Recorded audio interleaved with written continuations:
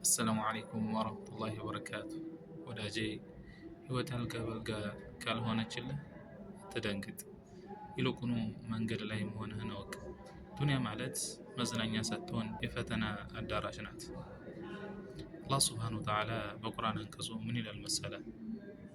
الذي خلق الموت والحياة ليبلوكم أيكم أحسن عملا ያ ከእናንተ መካከል ስራው ይበልጥ ያማረው ማን እንደሆነ ሊፈትናቸው ሞትንና ህይወትን የፈጠረ ጌታ ነው ይላል። ይህ ማለት ፈተና የመጣው ሊያጠፋህ ሳይሆን ማንነትህን ሊያወጣው ነው። ነቢያችን ሰለላሁ ዐለይሂ ወሰለም ምን አሉ መሰለህ? አላህ ለአንድ ባሪያው መልካም ነገር ከፈለገ በፈተና ይሞክረዋል ይላሉ።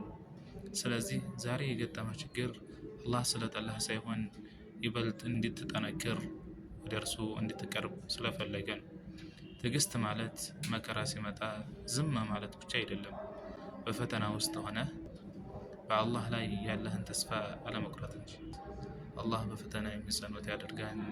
ይህ መልእክት ለሌሎችም እንዲደርስ ላይክ እና ሸር አድርጉት። ወሰላሙ ዐለይኩም ወራህመቱላሂ ወበረካቱ።